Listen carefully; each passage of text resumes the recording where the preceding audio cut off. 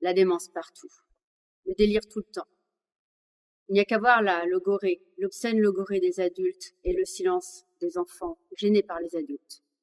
Les enfants gênés par leur mère, gênés par leur père, par tous les autres.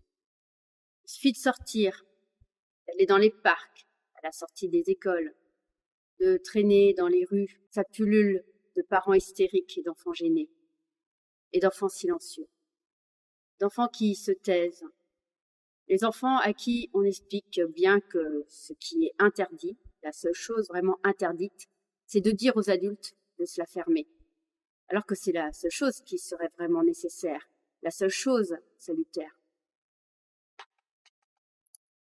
Quand parfois ça vient, plus tard, par exemple à l'adolescence, on dit que c'est une crise, on dit que ça passera. Plutôt que d'écouter, plutôt que de se la fermer et d'avoir honte, on les engueule, comme si c'était eux qu'il fallait punir. On les emmène chez le psy, comme si c'était eux qu'il fallait soigner. Les enfants qu'on dresse à aimer les fous, à obéir aux cinglés, à réciter leur rôle dans cette pièce folle qui est l'enfance racontée aux enfants, qui est les familles racontées par les familles, les parents racontés par les parents, les mères qui se racontent, les pères qui se racontent, la bourgeoisie qui se raconte, l'école qui se raconte dans sa petite violence qui prépare bien à celle d'après. Toute la violence domestique, il faut bien accepter et que le monde protège. L'inceste et les baffes, c'est interdit. Le reste, c'est autorisé. C'est la loi qui le dit. Tout ce qui n'est pas interdit est autorisé. Article 111-4 du Code pénal. La loi pénale est d'interprétation stricte. Qu'est-ce que vous êtes prêt à encaisser? C'est ce qu'on devrait demander aux nouveau-nés avant de leur donner un prénom. Les noms, c'est comme des cartes Pokémon. Ça vient avec des points en plus ou bien des points en moins. Dans la guerre des noms, la famille de mon père l'emporte sur la famille de ma mère.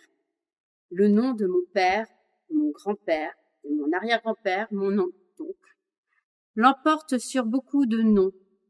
La France, l'État, la politique, la médecine et même un peu les arts, c'est eux, c'est nous. C'est ce qu'ils se racontent, qu'ils me racontent, que les autres aussi me racontent, puisque les autres y croient. Il est même dans les rues et sur des bâtiments, mon nom. Il me tombe sous les yeux et la voix de Madame RATP me le rappelle au cas où je voudrais descendre à la prochaine station qui s'appelle comme moi. Leur obsession pour leur nom propre, mon nom propre, moi qui n'ai pas de propriété, mon nom de famille, moi qui n'ai plus de famille, est comme une protection contre la mort, leur rempart contre le tremblement, car les bourgeois sont des gens qui tremblent. C'est ça souvent que les autres ne voient pas, la peur immense des bourgeois. Dans cette histoire du nom, j'ai moi aussi une place. Au début, on me regarde de travers avec mes colères silencieuses et mes vêtements de garçon. On me prend à part, on me demande pourquoi. Mais quand je grandis et que je rapporte des mentions, et quand Henri IV et quand le droit, et encore des mentions, et puis le barreau, et puis tous mes petits succès bourgeois de ce genre, bien sûr, je commence à leur plaire. J'aurais pu être l'héritier parfait. Ou plutôt le seul héritier, c'était moi.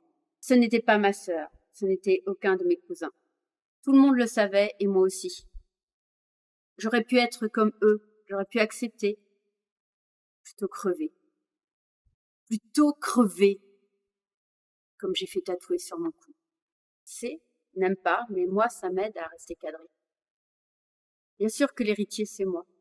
Bien sûr, je les déshérite. J'ai dit que je me foutais de tout, mais ce n'est pas vrai. La vérité, c'est que je suis le contraire de quelqu'un qui s'en fout. Tout ce que je fais, c'est parce que je m'en fous pas. Quand je quitte une femme, c'est parce qu'il n'y a pas d'amour et qu'on n'a pas le droit de mentir sur l'amour. Si je ne suis plus avocat, c'est parce que j'ai quelque chose de plus important à faire. Cette chose étant mes livres. Mes livres étant d'expliquer ce qu'il se passe. Parce que c'est ça, mes livres. Mes livres, ce n'est pas raconter ma vie. Mes livres, c'est expliquer ce qu'il se passe et comment on doit vivre. Mes livres, c'est quelque chose que je fais contre la vie lamentable. C'est pas autre chose. La vie lamentable que j'ai vue, la vie lamentable que je vois partout. Ça me paraît important que quelqu'un dise ça aux gens. On parle de la vie lamentable. Ça me paraît important de poser la question de la vie lamentable. De s'attaquer à cette question. Plus important que de défendre des pauvres qui de toute façon iront en prison, parce que c'est comme ça. Parce que la justice, c'est la conséquence de 1000 conséquences, et que ça ne sert à rien de s'occuper des conséquences des conséquences. Il vaut mieux s'occuper des causes. Alors, vu que je ne fais pas la révolution, j'écris des livres. Mais je voudrais qu'on me lise bien. Je voudrais qu'on ne me dise pas d'être sympa, de faire la fille sympa, polie, qu'il faut faire attention avec mes phrases, qu'il ne faut pas donner l'impression que je leur crache à la gueule. Alors que c'est exactement ce dont les gens ont besoin. Qu'on leur crache à la gueule, qu'on leur explique que ça suffit avec la vie lamentable, puisque ça les tue la vie lamentable, puisque ça tue tout le monde la vie lamentable. Les gens ne sont pas sérieux. Ils ne sont pas sérieux avec leur corps, ils ne sont pas sérieux avec le travail, ils ne sont pas sérieux avec leurs désirs, ils ne sont pas sérieux avec l'amour. Ils ne sont pas sérieux avec ce qu'ils pensent, ils ne sont pas sérieux avec eux-mêmes, ils ne vont pas jusqu'au bout, ils vont à demi. Ce n'est pas toujours facile d'aller au bout de ces choses, mais il faut être sérieux, il faut essayer. Moi maintenant, j'ai choisi depuis des années et tout est devenu plus simple. Même quand ça ne va pas, le bonheur, on s'en fout, le bonheur, ça n'existe pas. L'objectif est supérieur, il est moral et il est pratique. Ce qui compte, c'est d'avoir choisi, ce qui compte, c'est la décision.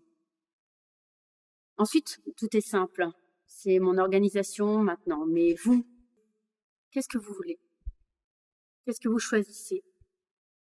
Quelle vie? Quel camp? Car on ne peut pas ne pas choisir. On ne peut pas s'en remettre aux éléments, à la fatalité, aux habitudes, aux autres, aux forces extérieures. C'est mon obsession, la vie lamentable. J'y réfléchis depuis que je suis née. J'amasse du savoir contre. Ce que je raconte, ce sont pas mes émotions, ce ne sont pas mes sentiments. Les émotions et les sentiments sont des choses répugnantes. Ce sont mes idées contre la vie lamentable. Si je vis comme je vis, si j'écris ce que j'écris, ce n'est pas pour moi, ce n'est pas par goût personnel. Le goût personnel est une chose minuscule, le bon goût, le mauvais goût, c'est le degré zéro de la pensée. Le goût, l'approche des choses par la question du goût, c'est l'abandon de la question morale, la seule qui compte. Ça a commencé avec Barthes, tout ça, avec les petits enculages de mouches de Barthes, typique de la bourgeoisie intelligente mais nulle, impuissante, mélancolique, prétentieuse, moribonde, mortifère, la littérature bourgeoise qui parle aux bourgeois, la littérature pour que rien ne bouge. Mais Barthes aussi va disparaître. Et je précise que je préfère Proust. Proust, au moins, c'est le contraire de l'impuissance. Proust était complètement cinglé, lui au moins, et ne s'excusait pas de l'être. Non, si je vis comme je vis, ce n'est pas pour mon petit confort personnel, c'est par rapport à l'ordre des choses. C'est parce que je dois faire ce que je fais, sinon le monde serait fou. Voilà ce que je pense, que je sauve le sens du monde avec ma vie. Si je vis comme je vis, si j'écris ce que j'écris, c'est parce qu'à un moment, quelqu'un doit faire ce que je fais. Qu'on n'en peut plus de la petite obscénité de la bourgeoisie, de la petite obscénité des familles et de la petite obscénité de l'enfance, qui sont la même obscénité, parce que ces trois choses, la famille, l'enfance, la bourgeoisie, se tiennent la main dans ce cirque fou dans lequel on nous enferme. On nous sert tous les jours dans les livres, les magazines, chez les psys, les juges, dans nos papiers d'identité, cette folie qui est partout. Ce ronron insupportable de bêtises, de violence, de laideur. Elle a le vent en poupe, l'obscénité. Depuis qu'il n'y a plus de révolution, depuis qu'on nous dit qu'il faut accepter le monde tel qu'il est, ne plus prendre les armes, ne plus tuer père et mère, ne plus renverser les pouvoirs, assassiner les puissants, depuis qu'on nous dit que la guerre n'est pas raisonnable, qu'il n'y a pas d'ennemis, qu'il faut rester chez soi, attendre la mort, ne plus se débattre, être content. Ce que je crois, c'est que personne n'est qu'une personne, que chacun est l'instrument d'autre chose dans les grands équilibres du monde, un rôle à choisir dans la guerre, de tous contre tous, du juste et de l'injuste, du bien et du mal. Oui, c'est contre l'obscénité de la vie lamentable que je vis comme je vis et que j'écris. Si vivre autrement, qui me fait vomir, qui me ferait honte, ce serait m'habiller comme s'habillent la plupart des gens, lire les livres lamentables que les gens lisent, vivre comme ils vivent, aller chez le psy pour supporter tout ça, se bourrer la gueule pour supporter tout ça, acheter des choses pour supporter tout ça. Ne plus le supporter, mais le supporter quand même, qui me rendrait dingue. Il faut tout refuser. Refuser tout ce qui est possible de refuser dans la vie lamentable. Ne pas consentir, ne pas laisser passer l'insupportable. C'est contre l'obscénité que je refuse ce que je refuse, que je trahis ce que je trahis. Je trahis l'origine par principe, comme point de départ de tout, parce que l'origine doit toujours être trahie, parce que accepter l'origine est le premier renoncement qui entraîne tous les autres, que c'est la première complicité ou la première lâcheté, la première humiliation aussi, que la refuser est le premier sursaut, celui qui permet tous les autres. Parce qu'il faut savoir trahir tout ce qu'on nous demande d'accepter de l'obscénité du monde. Que je trahis comme j'ai trahi 1000 fois, comme je trahirai encore. Je trahis pour savoir ce qu'il y a quand il n'y a rien. Je trahis pour prouver que la base du monde est un mensonge, qu'il faut tout réinventer. Mais qu'avant, il faut tout détruire. Que si on veut pouvoir se regarder dans la glace une fois avant de mourir, il faut tout passer par l'acide, l'essence et le feu. Avoir fait ça.